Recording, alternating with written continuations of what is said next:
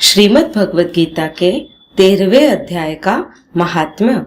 श्री महादेव जी कहते हैं, पार्वती, अब मैं 13वें अध्याय की अगाध महिमा का वर्णन सुनाता हूँ। उसको सुनने से तुम बहुत प्रसन्न होगी। दक्षिण दिशा में तुंगभद्रा नाम की एक बहुत बड़ी नदी है। उसके किनारे हरिहरपुर नामक रमणीय नगर बसा हुआ है। वहाँ हरिहर नाम से साक्षात भगवान शिव जी विराजमान है, जिनके दर्शन मात्र से परम कल्याण की प्राप्ति होती है। हरिहरपुर में हरि दीक्षित नामक एक क्षत्रिय ब्राह्मण रहते थे, जो तपस्या और स्वाध्याय में संलग्न तथा वेदों के पारगामी विद्वान थे। उनके एक स्त्री थी, जिसे लोग दुराचारा कहकर पुकारते थे। इस नाम के अनुसार ही उसके कर्म भी थे। वह सदा पति को कुवाच्य कहती थी। उसने कभी भी उनके साथ शयन नहीं किया। पति से संबंध रखने वाले जितने लोग घर पर आते, उन सबको डांट बताती और स्वयं कामोन्मत्त होकर निरंतर व्यभिचारियों के साथ रमण किया करती थी। एक दिन नगर को इधर उधर आते जाते हुए पुरवासियों से भरा देख उसने निर्जन एवं दुर्गम वन में अपने लिए संकेत स्थान बना लिया।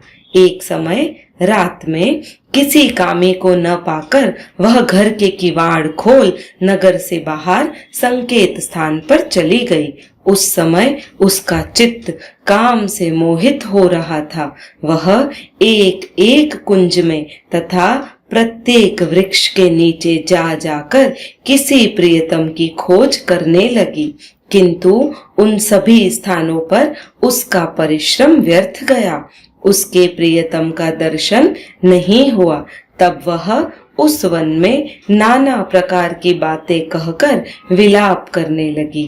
चारों दिशाओं में घूम घूम कर वियोग जनित विलाप करती हुई उस स्त्री की आवाज सुनकर कोई सोया हुआ बाघ जाग उठा और उछलकर उस स्थान पर पहुंचा जहां वह रो रही थी।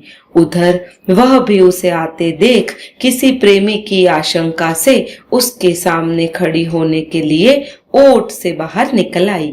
उस समय व्याघ्र ने आकर उसे नख रूपी बाणों के प्रहार से पृथ्वी पर गिरा दिया। इस अवस्था में भी वह कठोर वाणी में चिल्लाती हुई पूछ बैठी, अरे बाघ, तू किस लिए मुझे मारने को यहाँ आया है? पहले इन सारी बातों को बता दे, फिर मुझे मारना। उसकी यह बात सुनकर प्रचंड पराक्रमी व्याघ्र क्षण भर के लिए उसे अपना ग्रास बनाने से रुक गया और हंसता हुआ सा बोला, दक्षिण देश में मलापहा नामक एक नदी है। उसके तट पर मुनिपर्णा नगरी बसी है। वहाँ पंचलिंग नाम से प्रसिद्ध साक्षात भगवान शंकर निवास करते हैं। उसी नगरी में मैं ब्राह्मण कुमार होकर रहता था। नदी के किनारे अकेला बैठा रहता और जो यज्ञ के अधिकारी नहीं है, उन लोगों से भी यज्ञ करा करा कर उनका अन्न खाया करता था। इतना ही नहीं, धन के लोभ से मैं सदा अपने वेद पाठ के फल को भी बेचा करता था। मेरा लोभ यहाँ तक बढ़ गया कि अन्य भिक्षुओं को गालियां देकर हटा देता और स्वयं दूसरों को नहीं देने योग्य धन भी बिना दिए ही हमेशा ले लिया करता था। ऋण लेने के बहाने मैं सब लोगों को छला करता था। तदंतर कुछ काल व्यतीत होने पर मैं बूढ़ा हुआ। मेरे बाल सफेद हो गए, आंखों से सूझता न था और मुंह के सारे दांत गिर गए। इतने पर भी मेरी दान लेने की आदत नहीं छूटी। पर्व आने पर प्रतिग्रह के लोभ से मैं हाथ में कुश लिए तीर्थ के समीप चला जाया करता। तत्पश्चात जब मेरे सारे अंग शिथिल हो गए, तब एक बार मैं कुछ धूर्त ब्राह्मणों के घर पर मांगने के लिए गया। उसी समय मेरे पैर में कुत्ते ने काट लिया। तब मैं मूर्छित होकर क्षण भर में पृथ्वी पर गिर पड़ा। मेरे प्राण निकल गए। उसके बाद मैं किसी व्याघ्र योनि में उत्पन्न हुआ। तब से इस दुर्गम वन में रहता हूँ तथा अपने पूर्व पापों को याद करके कभी धर्मिष्ठ महात्मा, यति, साधु पुरुष तथा सती स्त्रियों को मैं नहीं खाता। पापी, दुराचारी तथा कुलटा स्त्रियों को ही मैं अपना भक्ष्य बनाता हूँ।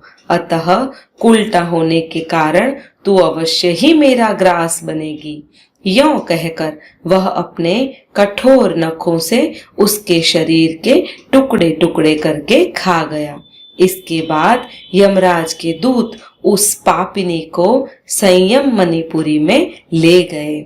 वहां यमराज की आज्ञा से उन्होंने अनेकों बार उसे विष्ठा, मूत्र और रक्त से भरे हुए भयानक कुंडों में गिराया। करोड़ों कल्पों तक उसमें रखने के बाद उसे वहां से लाकर 100 मनवंतरों तक रौरव नरक में रखा। फिर चारों ओर मुंह करके दीन भाव से रोती हुई उस पापिनी को वहां से खींचकर दहनानंद नामक नरक में गिराया गया।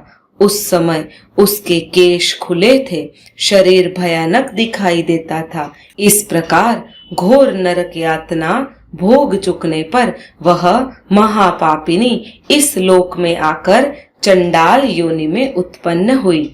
चांडाल के घर में भी प्रतिदिन बढ़ती हुई वह पूर्व जन्म के अभ्यास से पूर्ववत पापों में प्रवृत्त रही।